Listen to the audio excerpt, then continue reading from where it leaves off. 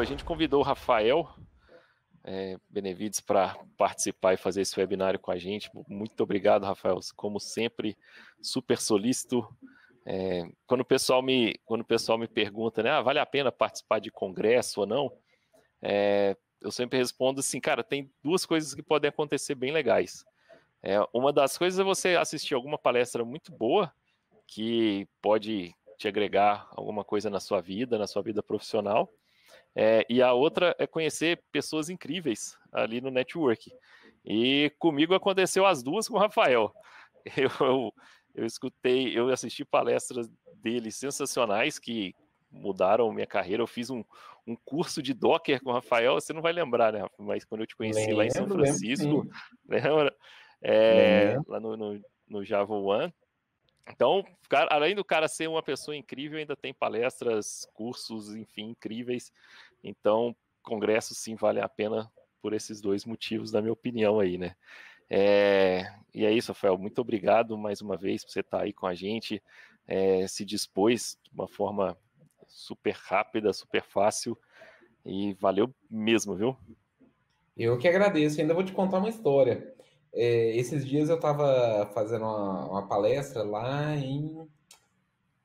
Já até esqueci, gente, é que eu tô voltando de um lugar para o outro, mas alguém me chegou assim para mim e falou, eu assisti sua palestra, tal, que o Normandes gravou em 2016 no Java One. Eu falei, caramba, isso tem o quê? Tem uma semana ou duas. Então, para você ver que a coisa se perpetua, né? Exato. Legal. Bom, mas vamos lá, vamos começar a falar sobre o assunto, né? Deixa eu até Beleza, manda compartilhar minha ver. tela aqui. A palavra é sua, fique à vontade, Rafa. Muito obrigado. Bom, o que vocês estão vendo... a gente não fez o teste de se eu colocar em tela cheia, vocês conseguem ver também, né?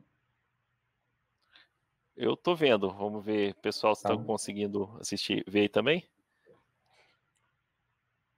Bom, então, o que eu queria dizer é que esses slides que vocês estão vendo, eles estão disponíveis online, basta você ir nesse link, bit.ly/istio-kubernetes, que você tem acesso aos slides, tá bom? Vamos começar falando sobre a nossa jornada de serviços. Porque, independente de que estágio você esteja, se você seja uma empresa que está começando a adotar microserviços, ou se você é uma startup, se você é uma empresa que já está produzindo software nos últimos 15, 20 anos, você tem que, se você quer adotar microserviços, você precisa seguir um processo evolutivo, onde eu diria que o primeiro passo dessa evolução é você adotar práticas DevOps. O time inteiro adotar práticas DevOps. O segundo passo dessa evolução seria ter uma infraestrutura elástica, algo que possa aumentar e diminuir de acordo com a demanda. Depois, você começar a ter automação. Automação de quê? Automação de teste, automação de build, automação de infraestrutura. Né? A gente fala muito de infraestrutura como código, então é interessante ter automação. E, já que a gente falou de automação de build, a próxima etapa seria ter um pipeline de integração contínua e deploy contínuo. Inclusive, por mais óbvio que pareça, recentemente eu tive fazendo um atendimento para alguns clientes que ainda copiam arquivos para a produção. Eles simplesmente né, eles estavam procurando uma solução, porque hoje todo o processo de deploy não é automatizado. Eles vão lá, copiam por cima o arquivo, fazem o restart do servidor e, né, na hora que eu mostrei a solução com Jenkins automatizado, com pipeline, que você vai lá, roda os testes, clica no botão OK e a coisa vai para a produção, eles ficaram, né, bastante maravilhados. Então, essa realidade de não usar um servidor de integração contínua ainda existe muito, né, em algumas corporações.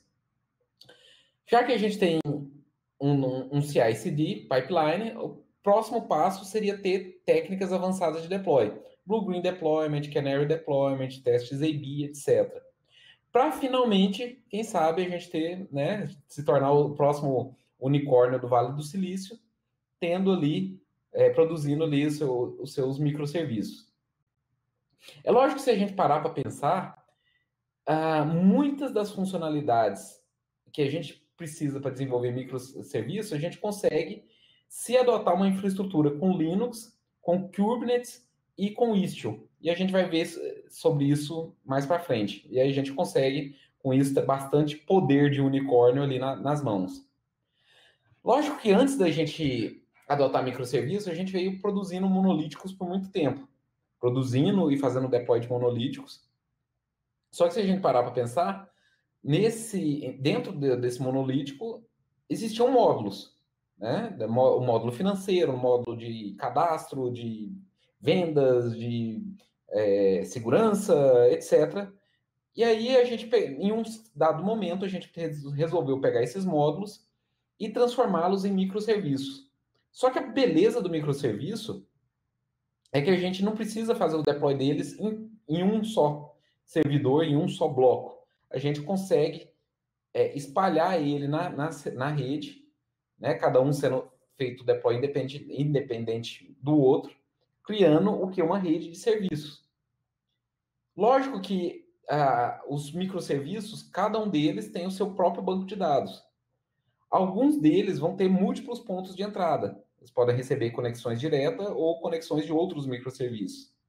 E todos eles vão ter um pipeline. Todos eles precisam de uma maneira de eu pegar o código que está sendo executado e jogar ele em produção. O código está lá, né, no repositório, no GitHub, e colocar isso em produção.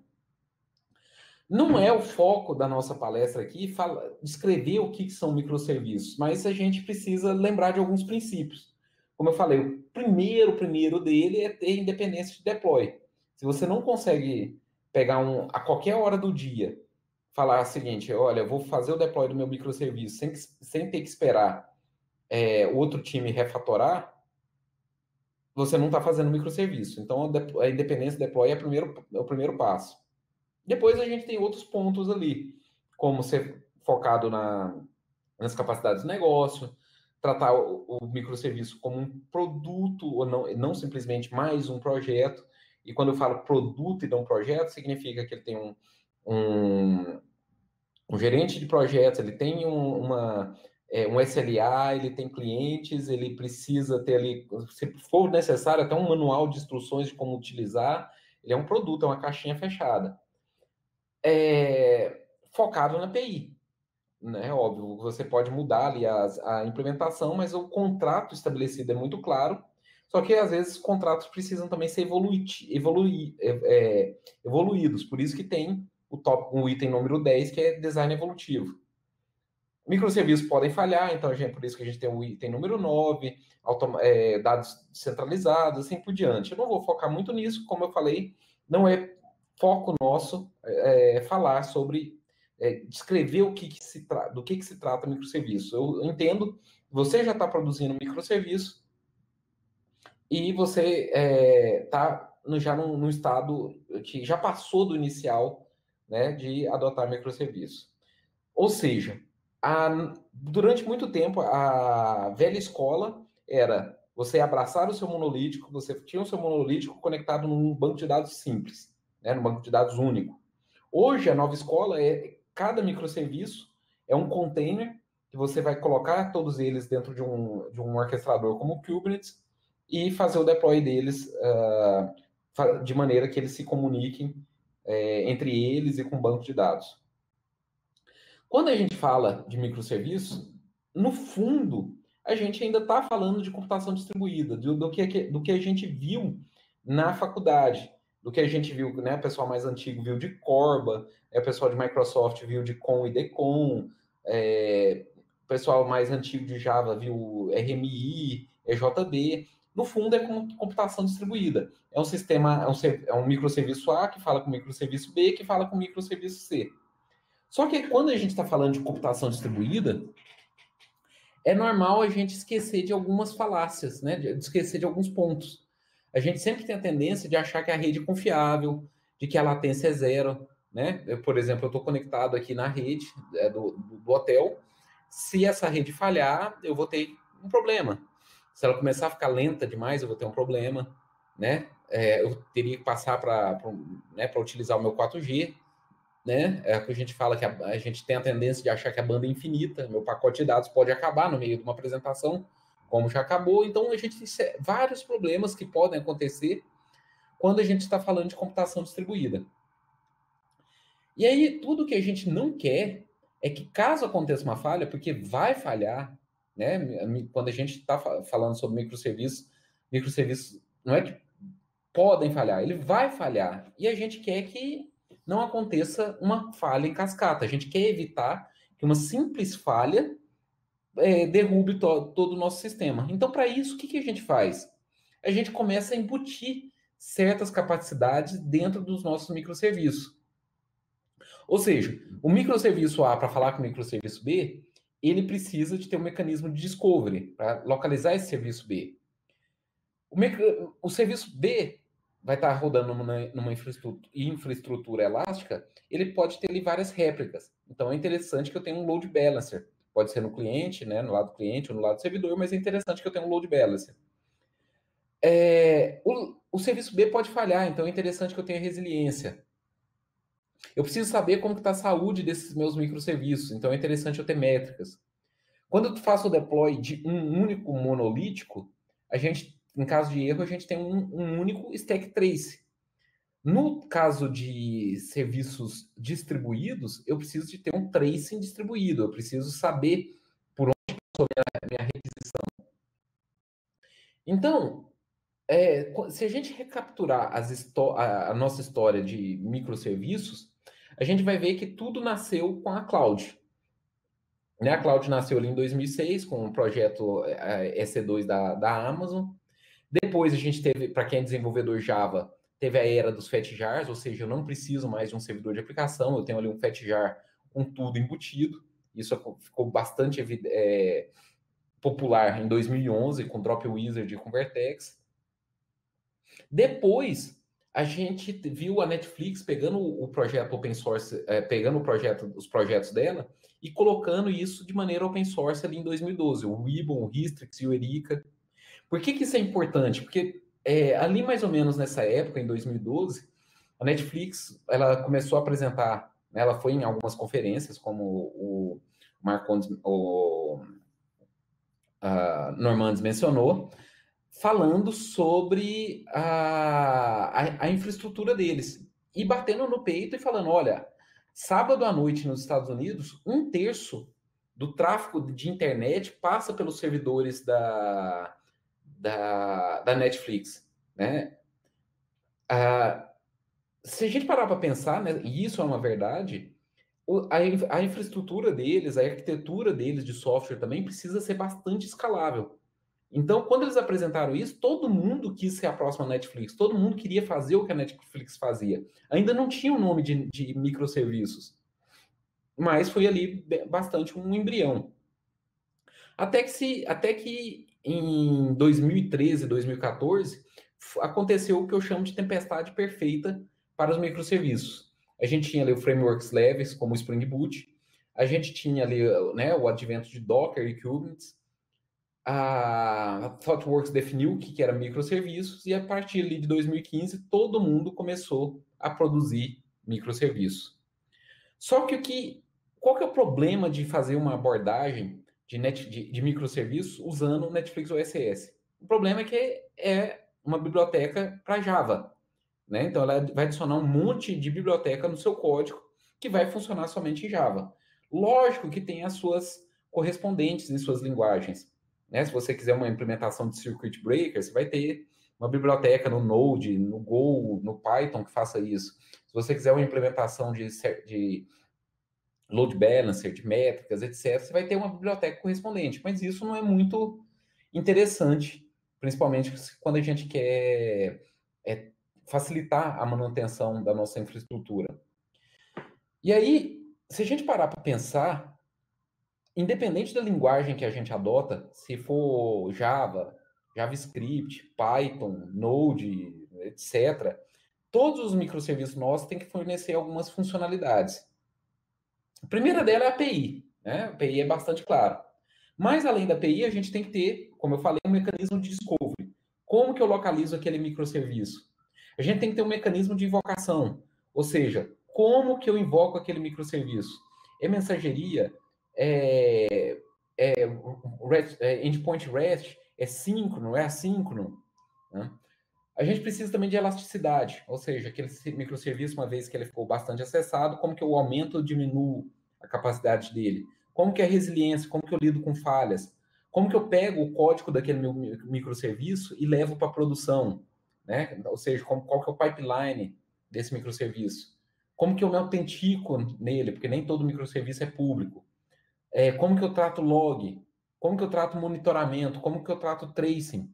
Então, se a gente parar para pensar, se eu adotar Kubernetes e mais alguns projetos open source, a gente vai ter bastante dessas funcionalidades de graça. Por exemplo, se eu adotar Kubernetes, eu já vou ter Service Discovery de graça, porque isso faz parte do Kubernetes, eu vou ter invocação de graça, eu vou ter elasticidade de graça. Se eu adotar Jenkins, né, com alguns projetos open source como Jenkins, eu vou ter pipeline. Se eu adotar o EFK, Elasticsearch, FluentD, o Kibana, eu vou ter logging. Se eu adotar o Prometheus e o Grafana, eu vou ter monitoramento. Se eu adotar o Jagger, eu vou ter ali o tracing, o Open Tracing. E para o restante das coisas, a gente pode adotar o Istio. E o que é o Istio? O Istio é uma implementação de Service Mesh. Tá, mas o que é Service Mesh? A maneira que eu gosto de responder o que é um Service Mesh é de duas formas. Uma é quando a gente tem um proxy que vai trabalhar do lado da aplicação principal, servindo como um assistente, como um secretário pessoal. Ou seja, qualquer coisa que a aplicação precisa fazer que não seja fornecer capacidade de negócio, esse meu assistente vai me promover. Esse assistente é nada mais, nada menos que um proxy, né? E aí, o que eu, né? Com esse assistente, ele vai me dar um mecanismo de discovery mais inteligente, ele vai me dar resiliência, né? Ele vai me dar autenticação, ele vai me dar monitoramento, ele vai me dar tracing, de maneira que eu, como desenvolvedor, só precise me preocupar com a API. Ou seja, antes do Istio, todas essas coisas relacionadas à computação distribuída, elas estavam dentro do microserviço. Então, dentro do microserviço eu tinha Discovery, Load Balance, resiliência, métricas, tracing, etc. Depois do Istio, todas essas funcionalidades estão no meu sidecar container. Esse sidecar container ele tem um propósito. Ele tem o Istio, o que ele faz? Ele intercepta todo o tráfego de rede, todo o tráfego de entrada e de saída na aplicação e manda para o sidecar.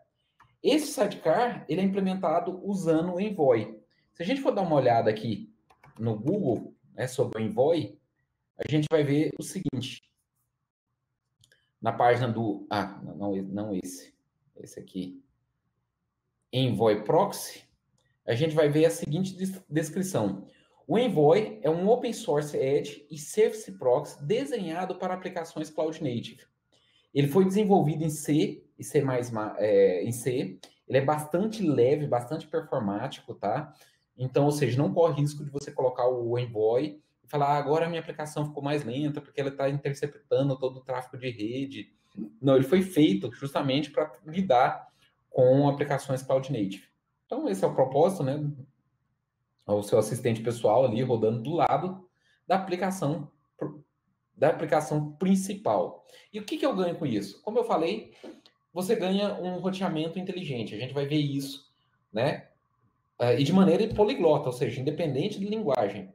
Eu vou ter eu posso fazer testes A/B, eu posso fazer canal releases mais inteligentes. Eu posso injetar caos, nós vamos ver isso também. Eu posso ter circuit breakers na parte de resiliência. Eu posso ter observabilidade na parte de métricas e tracing. Posso ter gerenciamento de políticas de acesso. E como que o Istio funciona? Ele funciona da seguinte maneira. Além de cada aplicação, de cada microserviço, eu tenho um sidecar, eu vou ter um control plane no meu cluster com pelo menos esses 4 containers aqui, o Pilot, Mixer, Gala e Citadel. São mais, tá? Mas pelo menos esses 4. Porque o Gala recebe, ele valida e passa para o Pilot. O Pilot é responsável por pegar as configurações e mandar para todos os containers.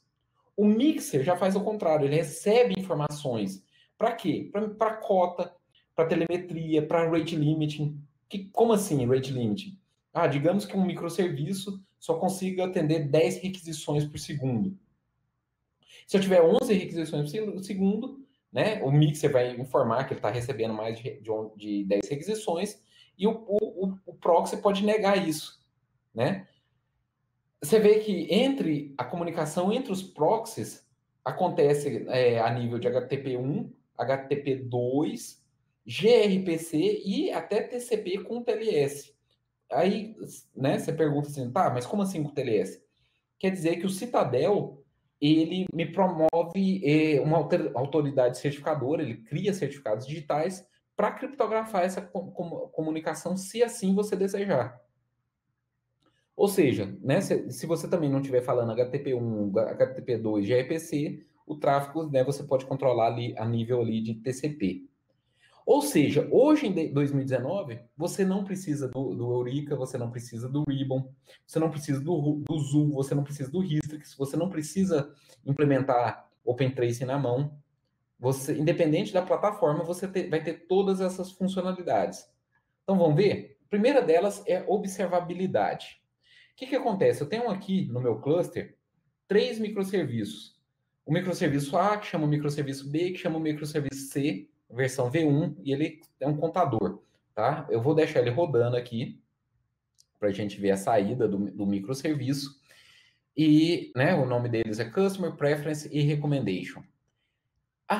Em termos de observabilidade, eu vou mostrar aqui que uma vez instalado o Istio, eu ganho dentro da instalação do Istio, eu tenho o Grafana.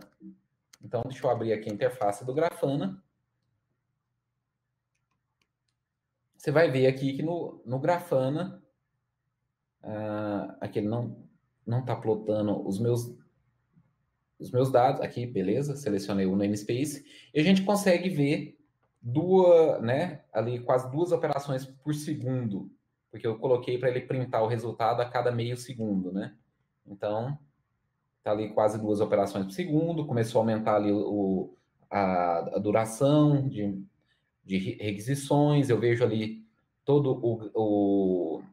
alguns gráficos, né, do serviço, nesse painel específico, mas eu tenho mais outros painéis aqui, né, então eu consigo ver ali como que está a saúde, a latência, a taxa de sucesso, assim por diante. Todas as informações que eu preciso, eu tenho disponíveis para serem visualizadas aqui no Grafana. Também faz parte da instalação do Istio o projeto Kiali. Então, deixa eu abrir aqui o Kiali. Kiali.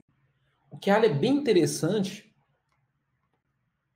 Vou abrir aqui, Kiali. Porque ele me permite ter essa visualização aqui gráfica, né? Deixa eu até aumentar um pouquinho. Eu vou mostrar a animação do tráfego. Quero ver o percentual de resposta. Então, o tráfego está fluindo aqui, né? Ele entra pelo meu gateway, acessa o Customer, Preference, Recommendation, e todos eles reportando ali para o Jagger, né? Que mais que eu tenho? Eu tenho o Jagger, propriamente dito. Então, deixa eu abrir aqui o Jagger, né? Scripts, Open Jagger. Eu consigo ver ali no Jagger, inclusive ele me lista as dependências, né? Eu vou organizar isso aqui. Então, meu tráfego entra pelo gateway, acessa o customer, aqui ele acessou o proxy, tá? Do proxy comunica com a aplicação, aí manda para o preference, comunica, né? O proxy do preference comunica com a aplicação, que manda ali para o recommendation, o proxy do recommendation, que fala com a aplicação, e todos eles reportando ali para o mixer. Inclusive, eu consigo, né? Quero ver todos os acessos ali que entraram pelo gateway. né? Você vê que eu comecei ali às 7 horas e, né, depois das 7h17 comecei a fazer as requisições. A gente pode até analisar algumas requisições aqui e a gente vai ver, né, as informações passando ali pelo customer, né? Depois, e aqui ele consegue fazer o tracing com todo o detalhe possível, ou seja, a minha aplicação entrou ali pelo, né? Aqui, cadê? O customer cliente, né? Aqui, o customer cliente invocou o preference. Antes de chegar no preference, ele passou pelo proxy, aí caiu no proxy do preference, que aí caiu no servidor né, que é span client do tipo server, caiu no servidor do preference, aí o preference invocou o client para o próximo, que é o recommendation, e assim por diante. Aí o tráfego saiu, passou pelo proxy de novo, caiu no proxy do recommendation e assim por diante. Então a gente consegue ver bem detalhado todo o tráfego de execução no Jagger. Que mais? E o Prometheus também, né? Por que não? Então vamos abrir aqui script, vou colocar aqui, script open Prometheus. Então aqui no Prometheus eu também consigo ver, por exemplo, eu quero ver qual métrica? Eu quero ver a memória do container no namespace microserviços. No namespace tutorial. Para esses 3 containers aqui. Então, consigo ver, né, as memórias consumidas pelo container, pelos 3 microserviços. Tudo isso sendo reportado automaticamente pelo Istio, né? O proxy vai lá, coleta essas informações e já manda automaticamente para o Prometheus, que está instalado junto com o Istio. O que mais? Essa foi a parte de observabilidade. E agora, vamos fazer o seguinte, pergunta, como é que eu coloco um sidecar container na minha aplicação? Vou lançar a versão 2.0, né? A gente está vendo aqui que tem a versão 1, eu vou lançar a versão 2 e eu quero que ela tenha um sidecar container. Bom, para mim colocar um sidecar container, eu vou aqui pegar o recommendation, Kubernetes, aqui eu tenho um arquivo que é o deployment v2, né? Deixa eu até abrir ele no Visual Studio Code deployment v2. Se eu abrir ele aqui, né, eu tenho o deploy do recommendation v2, ele vai ler essa imagem aqui, este é o tutorial, recommendation com a tag v2, só que veja que eu não tenho nenhum sidecar container aqui. Se eu fizer o deploy dessa aplicação, ela não vai ter, né, obviamente, sidecar container. 2 maneiras de fazer o deploy. Uma, eu poderia anotar o namespace com esse label aqui, ó, Istio Injection Enabled. Automaticamente, todo deploy vai ganhar o sidecar. Só que eu quero mostrar para vocês na prática, então vou fazer de forma manual. O que acontece? Rodando esse comando aqui, istioctl kubeinject. Então, vou fazer isso aqui, istioctl, parâmetro kubeinject, no arquivo deployment v2. O que acontece? Ele vai me cuspir uma nova saída com sidecar container. Tanto que eu posso redirecionar aqui, ó, deploy com istio.yaml, tá? E eu vou fazer um diff merge no deployment v2 e o deploy com istio. Só para a gente ver aqui o que foi alterado. Então, a gente consegue ver que foi alterado o seguinte. Ele injetou aqui o sidecar container. Tanto que a gente consegue ver aqui a imagem, Docker, Istio, Proxy. A gente consegue ver que ele vai montar um volume /etc /istio /proxy para receber as configurações do proxy, /etc /cert para receber os certificados do Citadel, tá? O istio init, esse outro container aqui, ele tem acesso à rede do cluster para ele poder executar as regras de ptables para redirecionar o tráfego para o proxy, né? Então, ou seja, se eu fizer o deploy desse arquivo aqui, kubectl create-f, deploy com Istio, a propósito, deixa eu fazer o seguinte. Deixa eu deletar ele aqui, porque eu tô no... Deixa eu ver se eu tô no namespace certo, né? Getpods. Tô assim. Então, deixa eu criar. E se eu fizer agora o getpods, a gente vai ver ele criando o recommendation v2 com dois... E esse pod aqui tem 2 containers lá dentro, ou seja, na hora que tiver 2/2, você vai ver que ele começou a responder aqui, né, o V1 e V2 automaticamente com um novo contador começando do 0. Então, agora eu tenho Customer Preference, Recommendation V1 e Recommendation V2. Agora a gente começa a brincar. Eu vou até mostrar para vocês o poder do Kiali para fazer um controle de tráfego. Eu posso controlar o tráfego e fazer um Blue-Green Deployment. O que é o Blue-Green Deployment? É quando eu implanto algo, uma versão em produção, em um ambiente paralelo, né, chamado de Blue ou de Green, e aí eu simplesmente viro a chave. Porque se alguma coisa sair errado, eu posso voltar para a versão azul, por exemplo. Então, por exemplo, o que eu vou fazer? Eu vou aqui no Kiali, eu vou aqui em serviços, vou pegar o recommendation, você pode ver que aqui ele tem 2 workloads, né? Ele tem o V1 e o V2, e eu posso vir aqui e falar o seguinte, eu quero mandar todo o tráfego de rede somente para V1. Olha só, criei essa regra, vai ver que aqui, automaticamente, tudo está indo para a versão 1. Eu quero mandar tudo para... Na verdade, até vou fazer o seguinte. Eu vou deletar a regra e vou aqui suspender o tráfego. Eu quero suspender o tráfego do V2, eu quero deixar o V2 conectado.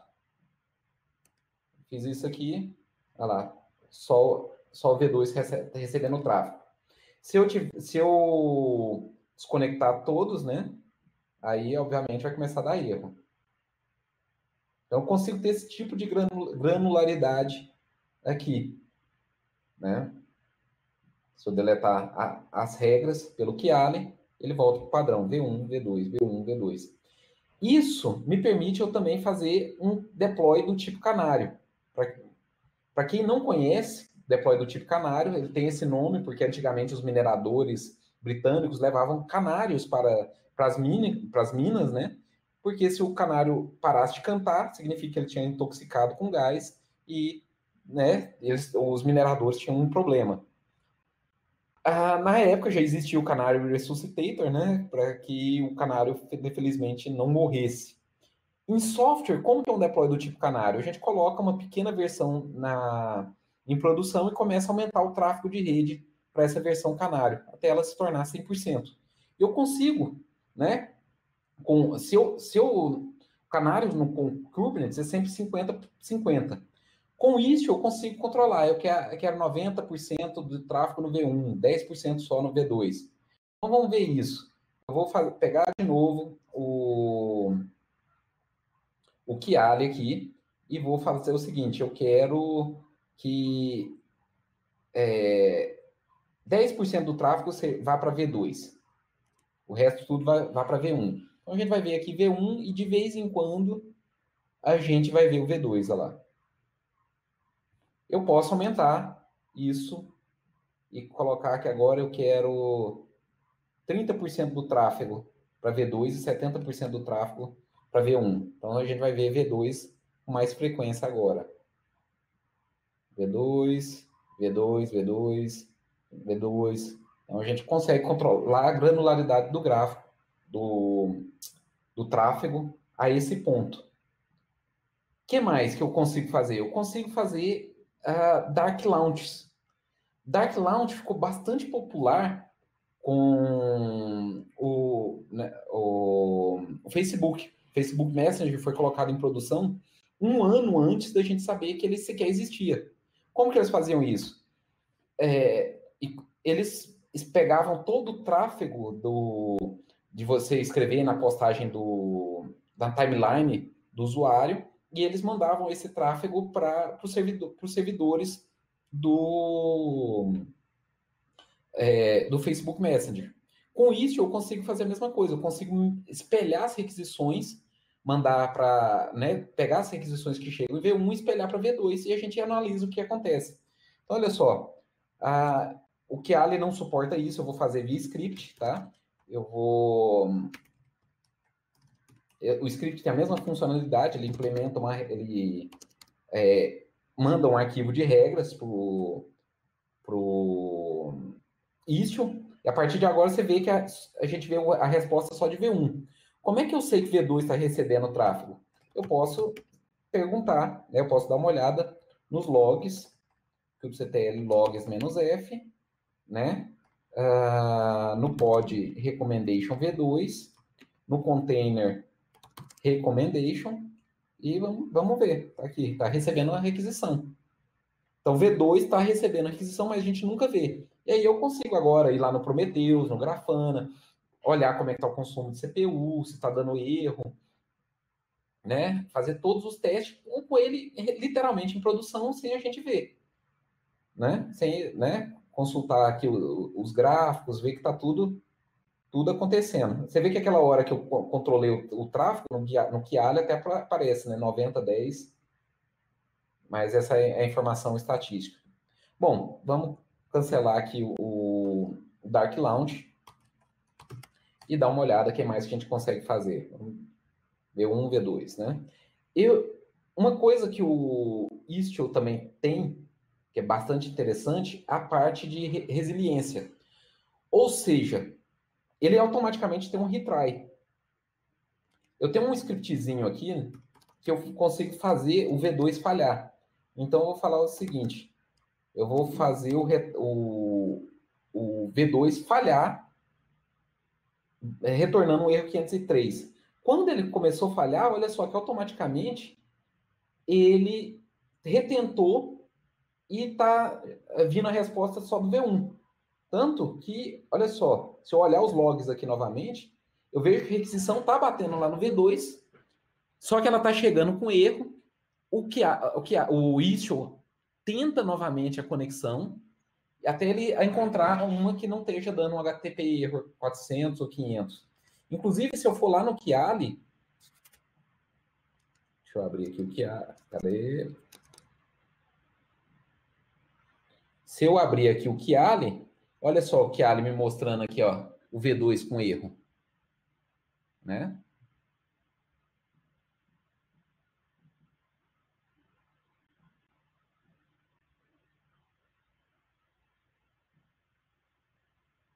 Deixa eu ver aqui o que mais. Response code. Eu estou procurando aqui onde ele mostra as informações aqui. Aqui acho que tem algum probleminha aqui que ele deveria mostrar o número de requisições no V2 com erro 500. Mas isso também não é de se preocupar muito, não. Bom, então vamos limpar aqui a regra. Quer dizer, vamos rodar o meu script aqui, que faz o V2 funcionar. Você vai ver que quando eu executar esse script, ele vai automaticamente receber a resposta de V2. Ele retentou, né? Ele vai considerar o V2 automático. Então, isso é interessante, você não precisa programar nada, você já tem uma garantia ali, porque o proxy está cuidando de resiliência. Eu consigo também fazer chaos testing.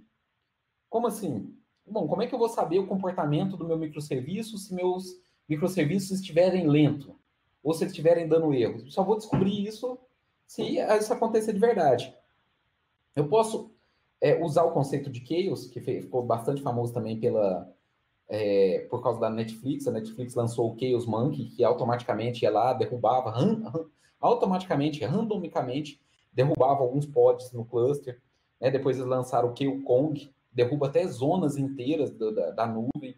Então ele tem realmente um exército ali de ferramentas para injeção de caos. O que eu vou fazer agora é injetar um caos aqui. Eu vou fazer os meus microserviços ficarem lentos. Eu vou injetar um delay. Então, agora que eu coloquei um delay, você vai ver que quando eu for acessar o V2 sempre vai estar mais lento, vai levar ali alguns segundos para responder. Aí passa, V1 responde, depois, sempre que ele vai acessar o V2 está lento. A não ser que aconteça um timeout aqui, aí ele, né, V2 sempre está lento para responder.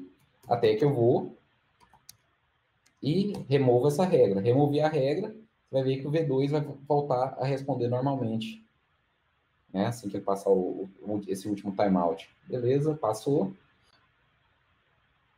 E funcionando de maneira interessante. Coisa que também que o Istio me permite fazer, controle de acesso, ou seja, eu posso criar whitelists. Tudo é bloqueado, mas eu permito a comunicação do customer, do preference, do recommendation. Ou então, eu crio blacklists. Tudo é permitido, mas o recommendation não pode acessar o preference, nem o preference acessar o customer. Nem o customer acessar diretamente o recommendation. Então, isso é possível. Essa daqui é uma das funcionalidades que eu mais gosto. Que, por exemplo, a maioria das comunicações de microserviços são internas, né? Mas imagine que alguém, né, isso é bastante interessante em ambientes críticos, onde os dados são sensíveis, e alguém foi lá e colocou um código malicioso que está roubando esses dados sensíveis e mandando para fora. Eu posso bloquear toda a comunicação externa e somente liberar aquilo que eu interesso. Por exemplo, eu tenho aqui um script que ele tenta acessar o word clock API para pegar a hora local. Ou seja, você vê que ele tentou acessar aqui o word clock API, né? Tentou acessar esse host e qual foi a resposta? Bad gateway. Não, ó, para esse recurso aqui. Ou seja, ele tentou acessar e não consegue, porque toda a comunicação externa está bloqueada. Mas se eu vier aqui e permitir, criar uma regra que permite o acesso...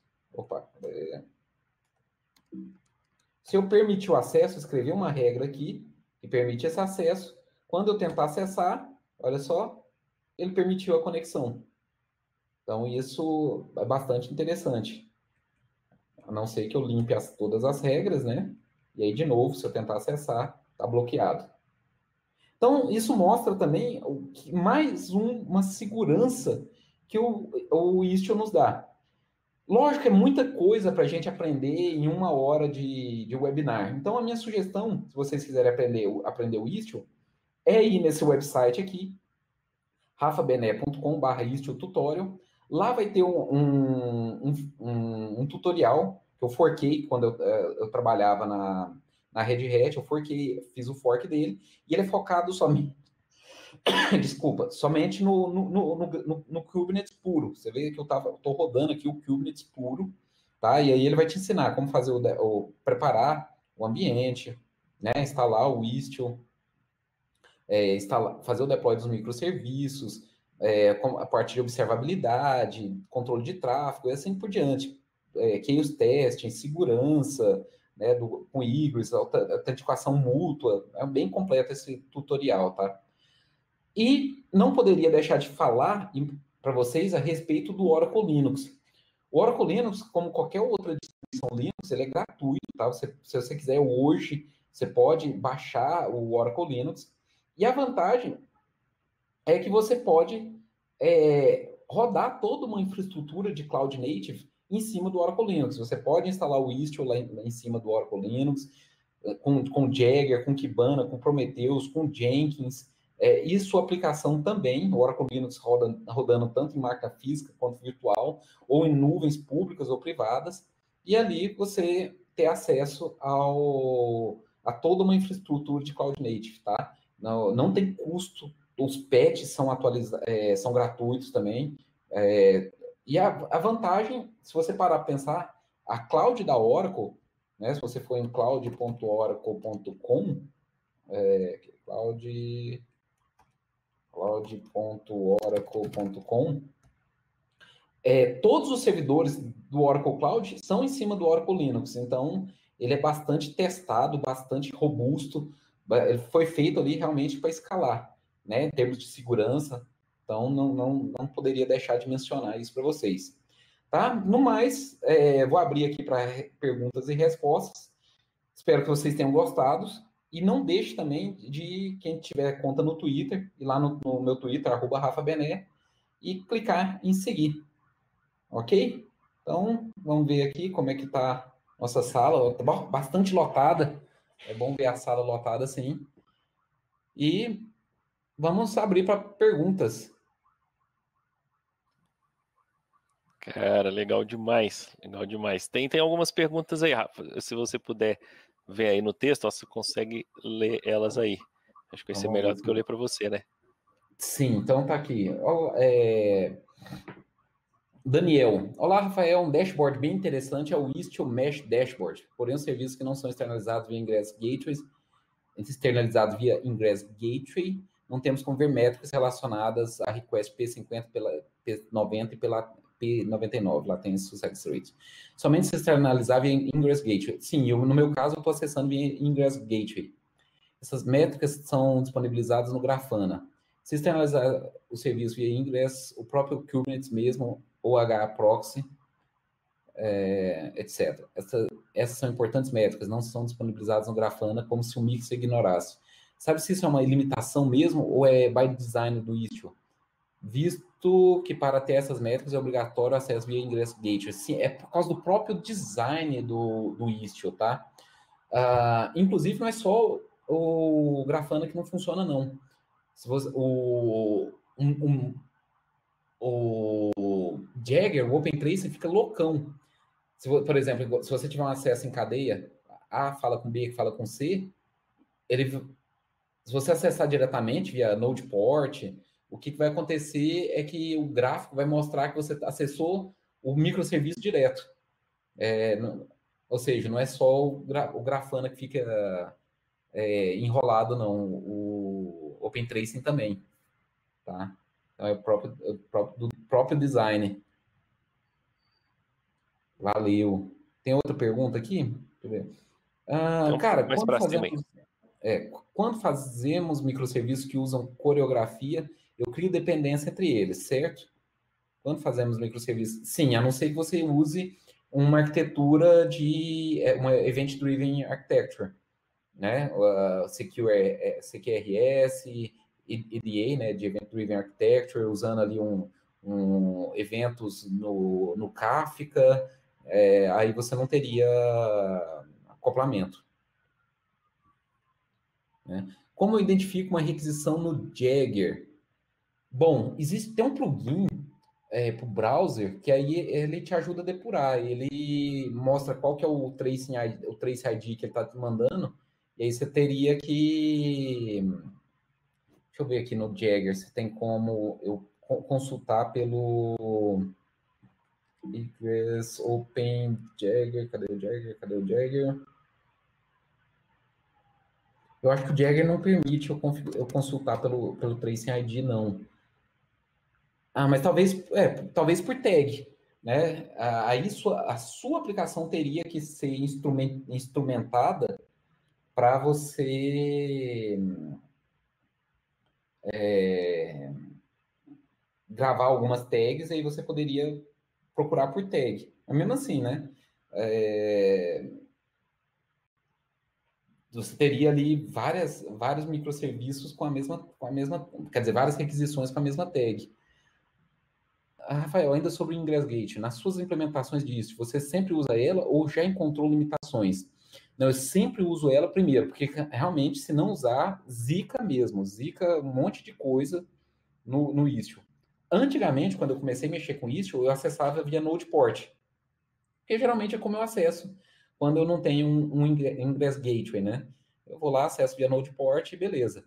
Só que aí começou a dar zica nessas outras coisas. Aí eu passei a usar o Ingress Gateway e não tive problemas até então. Tá bom? Não, se você encontrar algum, né, compartilhe com a gente, por favor. Pode até, né, via Twitter, mandar uma mensagem, geralmente eu consigo interagir com mais pessoas no Twitter pela quantidade de caracteres.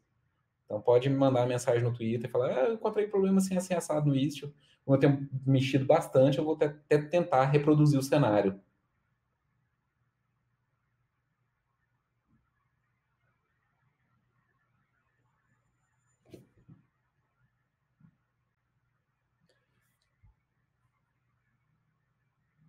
Enquanto então vamos lá, legal. Pois o Google Cloud Engine, por exemplo, implementa diversas features em cima do Ingress, do Google Cloud Engine. A ideia é que isso seja estendido para Ingress Gateway também. Ah, que legal. Não sabia. Bom saber. Né? Você saberia dizer que as features são essas do Google Cloud Engine? Eles estão implementando?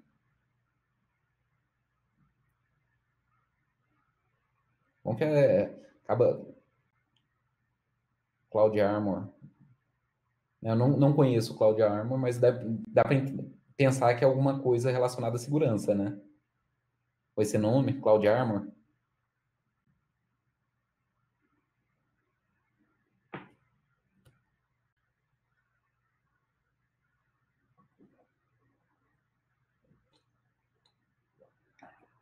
Se aplica no Ingress, isso mesmo, segurança, e não sei se aplica em Ingress Gateway, acho que não, não sei.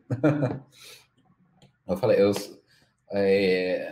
não tenho nenhuma cloud que eu sou, assim, heavy user, sabe? O meu time, dentro da Oracle, ele trabalha mais com on-premise. E é até bom dizer que, por exemplo, nem todo cliente ele quer ir para a nuvem pública. Lógico que existe a necessidade de alguns, mas para muitos clientes, uma infraestrutura de cloud on-premise faz muito sentido. Então, por isso que eu falei muito falei ali no finalzinho sobre o Oracle Linux como um ambiente para aplicações cloud native. Então, como eu não mexo muito com outros cloud providers, como o próprio Google Cloud Platform e tal, desculpa, realmente não conheço o que seria o Cloud Armor e suas funcionalidades. Né? Beleza, estamos chegando às 20 horas. Normando, estava marcado até que horas? Não era. Não tem hora, não. Até a hora que você quiser tocar, tava legal, assim. Beleza. Então, quando tiver pergunta, estou à disposição de vocês. Tá legal, mas acho que 1 hora já tá legal, né? O pessoal já mandou as perguntas. Eu, particularmente, mais uma vez, gostei pra caramba, fiquei impressionado. Não conheço bem dessas tecnologias, comecei a aprender agora isso, e fiquei impressionado com quantas coisas grátis você ganha, né? Curti pra caramba ali o Dark Launch, né? Dá pra você testar um monte de coisas sem estragar o que já tá rodando, né? Achei bem legal. Pô, mais uma vez, Rafael, obrigado por tudo aí que você tem feito pela comunidade, por a gente. A gente aqui da ZUP também ficou super feliz, tenho certeza que todo mundo gostou bastante. Se você gostou, a gente vai tentar fazer todo mês algum webinário assim. Para o mês que vem a gente já tem fechado, a gente vai deixar aí como surpresa da pessoa. E é isso, se você quer vir trabalhar na ZUP, estou deixando o link aí, a gente está com mais de 100 vagas abertas, aqui a gente tem vários projetos legais, são vários clientes, nós somos mais de 1.000 pessoas já também, então tem muita coisa legal, e é isso, pô, Rafael, brigadão, e até uma próxima.